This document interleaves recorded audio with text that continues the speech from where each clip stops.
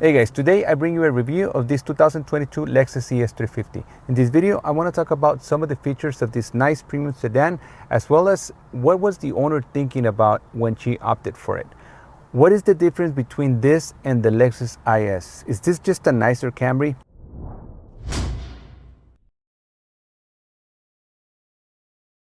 But first, let's talk about Lexus and what the ES brings to the segment. Lexus started as Toyota's luxury car division back in 1989 with the flagship LS400 and the ES250. Lexus was set to steal sales from Mercedes-Benz and little by little establish itself as a reputable premium brand which was only sold in the United States. The ES nameplate has always been based on a front-wheel drive platform. Now in its 7th generation, it offers all-wheel drive for the first time ever. The 7th generation was introduced back in 2018, and my guess is that it still has a few years to go in this current form because Lexus tends to hold on to their redesigns a bit longer than others. Now let's take a look at this engine. I like this engine a lot. I've had it in other Lexus products. This is the V6 3.5 that produces 302 horsepower and 267 pound-feet of torque. The MPG in this ES350 is 22 in the city, 32 in the highway for a combined MPG of 26 miles per gallon, 0 to 60 in about 6.6 seconds. Take a very close look at this engine because this is going to be one of the last times that you're going to see a normally aspirated engine in this size of car. Everything is moving towards turbos, hybrids, plug-in hybrids, and this is just a normally aspirated V6. A lot of us prefer this choice of engine just because of the smooth power delivery that it gives you versus a Turbo 4, and it's paired to an 8-speed automatic transmission. We're going to take it for a drive a little bit later. Right now, let's take a look at the interior. Lexus has updated their key fobs. This is a nicer, very substantial, heavy key fob. It doesn't have any remote start because for that you will need to download the Lexus Inform app, which allows you to remote start your vehicle. But what the key fob will allow you to do is leave it in your pocket, and as you approach the vehicle, it senses that you're close, and then you put your hand in the handle and it will unlock itself for you. I really like the way this door sounds when you close it. It's the typical perception of quality that you expect from Lexus. And then this push button right here, that's when the cluster becomes alive, and as you can see, it's a combination of digital and analog, and it gives you tons of information on this smaller screen. And then for the first time ever for 2022, Lexus decided to make this a touchscreen. So what they did, they moved it closer to the driver about 4 inches to make it more accessible, but they also left the pad in case you prefer to use the pad. I never found this pad too user-friendly, so I'm glad that they decided to add a touchscreen. And then you have 3 driving modes: the Sport, the Normal, and the Eco. And when you adjust them, the color of your cluster also changes. And then you have your traction control button right here. And then you have paddle shifters. And I think that the paddle shifter used to be reserved just for the F Sport package, but they now have it in the ES and the regular ES as well. And you still have a CD. Who uses CDs anymore? But this car still has it in case you still listen to your music with CDs. And then you have your heated and cool seats right here, which is part of the premium package. This is a base model with the premium package. In my experience, it is hard to find a Lexus on the dealership that doesn't have at least some sort of package. In this case, this is the base model with the premium package that gives you things like heated and ventilated seats, the telescopic steering wheel that is leather wrapped and heated as well, and other things that I'll mention later. You also have 3 memory seating right here, and then you have this one-touch window switches. You're not gonna find leather in any of the surfaces in this interior because this is just the base model. If you want leather, you need to upgrade to the luxury package. But what you do have is this nice real stitching right here, and this is soft injected molding, and on the doors it extends the materials too. This is injected molding, this is softer vinyl, and then you have some hard plastics down here like I had on my 2018 RX 350. As part of the premium package, you also get a wireless pad here, and you have Apple CarPlay in this car. Lexus was very reluctant to give you access to Apple CarPlay, Android Auto on their vehicles, and this car has it. And then you have, in typical Lexus fashion, all these controls on the steering wheel that gives you access to the lane keep and assist, the adaptive cruise control, the audio controls, the voice commands. It allows you to navigate between all the sub menus of the screen right there. And then you have the sunroof that is single touch operated. And because this is the base model, it doesn't have the panoramic sunroof. For that, you need to upgrade to the luxury package. And then it's also a single touch to close it. And you can tilt it up and down with this button right here. Any physical controls that you touch in this vehicle, they're gonna feel high quality, very tight, very durable. It gives you the perception that you can keep this car for a long time and these materials are gonna hold up pretty well. As far as the legroom, it is abundant here.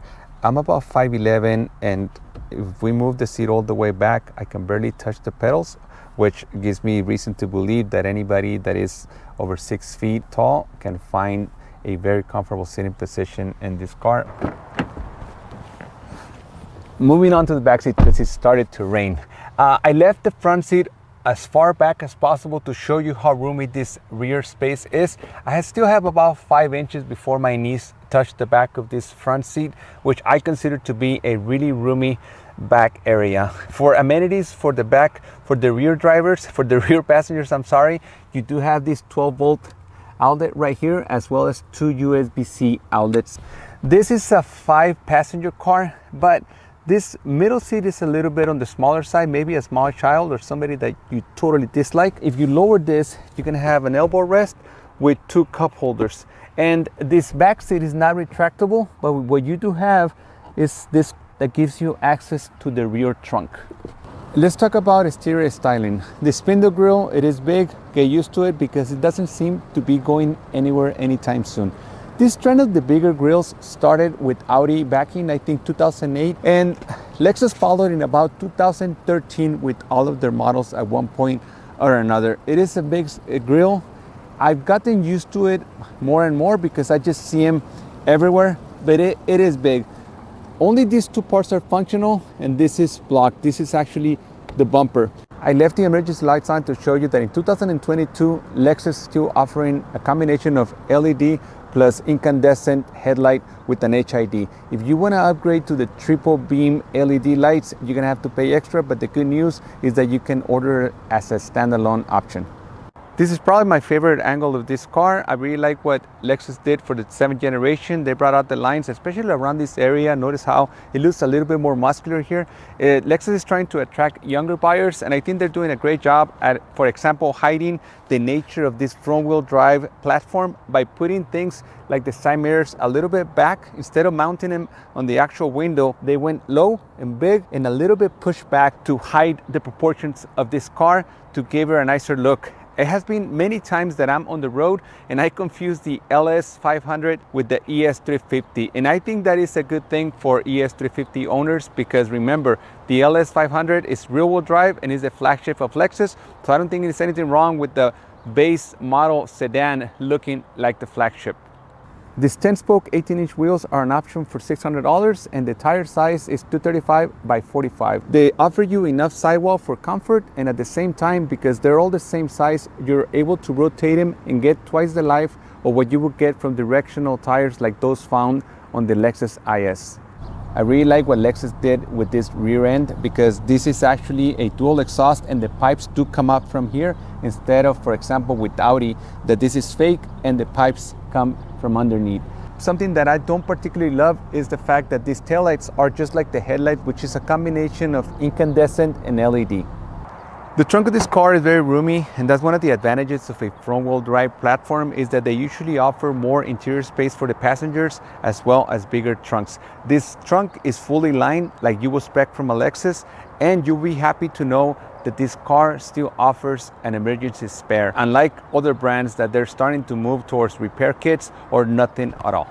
And for those of you that are curious to know what she drove before this, she always buys Honda Accord. She always gets the 6-cylinder version with leather and all that.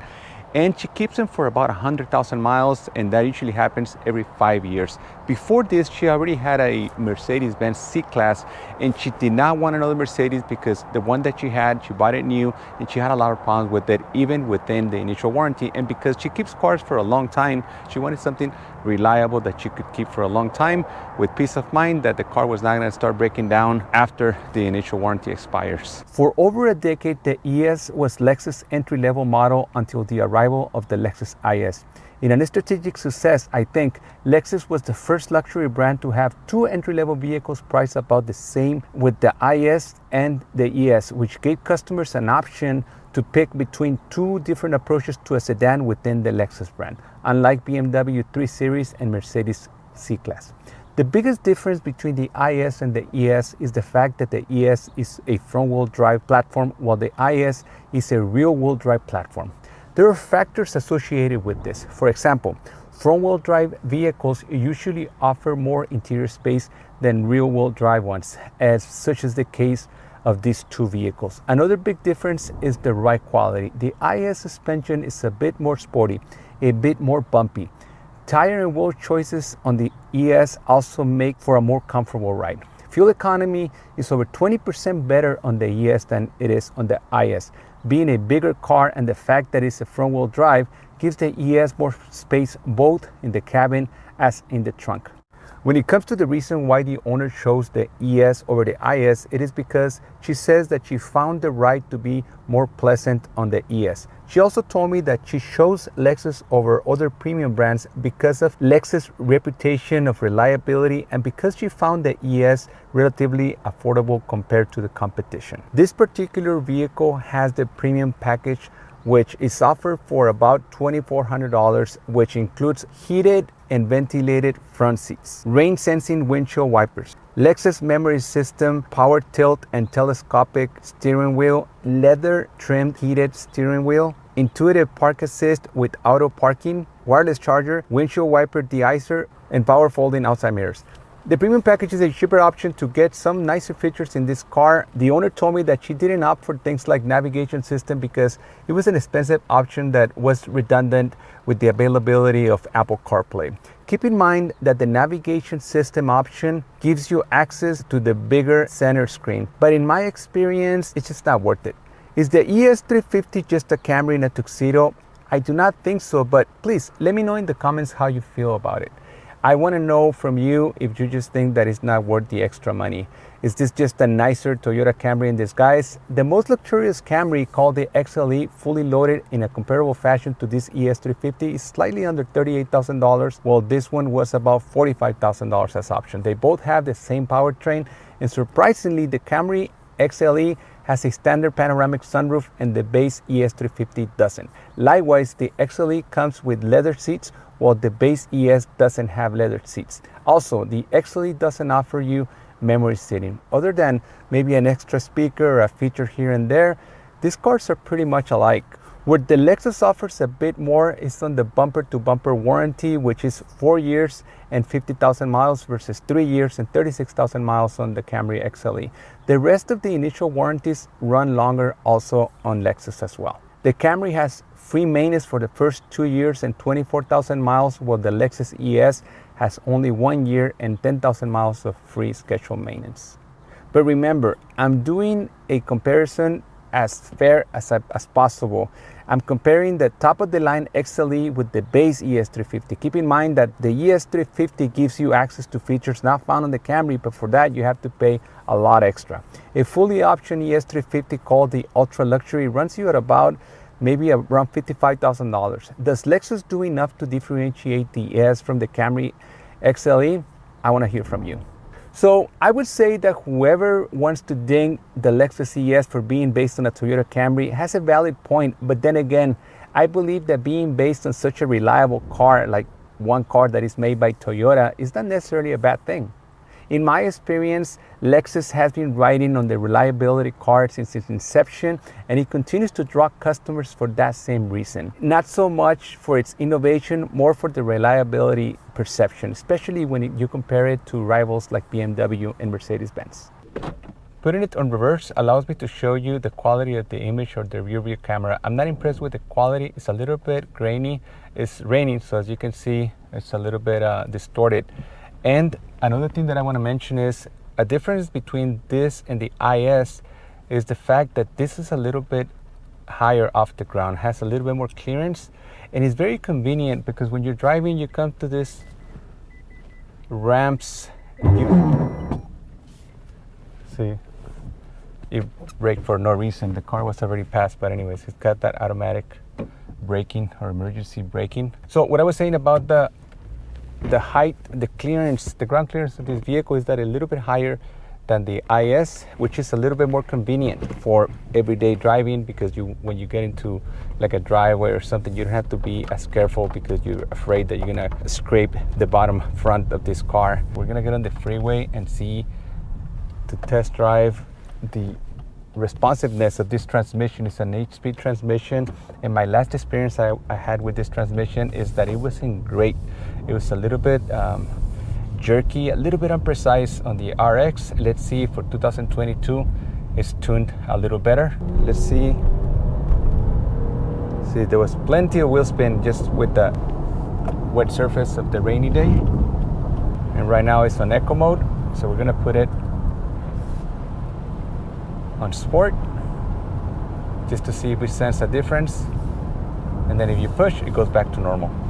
So right now it's a normal, and depending on how heavy you go on the pedal, it goes between normal and eco. This is a very compliant, pleasant drive. So for those of us that are getting older, that you're starting to appreciate function over form a lot more, this is a vehicle you want, especially because sedans are a dying breed. This used to be the top seller for Lexus many years ago, and as SUVs got more popular, people don't look at the ES nearly as much. It sells on way smaller numbers than it used to at one point. And sedans altogether, they're not doing great in the industry. For some reason, all of us have moved on to SUVs, or a lot of us have moved on to SUVs. And one of the things that you will get out of a sedan is just a compliant, pleasant drive, maybe with less cargo space than an SUV, but at the same time, when gas prices are hovering at the $6 mark, a car that is going to be fast, that is going to be pleasant, that is going to give you more miles per gallon than, for example, the RX, that is very closely related technologically to this car, but just the fact that it's higher off the ground and heavier squashes the miles per gallon. And this car still has a respectable, what is it, like 30 miles to the gallon on the highway and 26 combined, so that's pretty good. Unfortunately, just sedans are not popular anymore. They don't sell in the numbers they used to sell, and I don't have a reason why. That we just started to follow for the trend of SUVs, and we just don't look at sedans nearly as much as we used to. When this car came out, cars like the Nissan Maxima, the Honda Accord were pretty popular, so Lexus made sure that they had a premium version of their Camry, which this is based on, as we said earlier. So now this car has less relevance in the market because people just don't buy the sedans anymore. This car comes in many engine configurations, starting with a 4-cylinder to a 6-cylinder to a hybrid in the 4-cylinder to a hybrid in the 6-cylinder, and you can also get, for the first time ever, an all-wheel drive system. Unfortunately, you cannot get the all-wheel drive system on the 6-cylinder engines. For that, you have to stick to the 4-cylinder. In my experience, I have bought both new Toyotas and new Lexus, and I found the buying experience always better with Lexus than any other brand, including Toyota. So to you, that may be worth something. Is it worth about $7,000 difference? You tell me. Thank you for watching my video. I hope you liked it. And if you did, please hit that like button. And if you haven't done so, please consider subscribing. My name is Juan Carlos. I'll see you next time.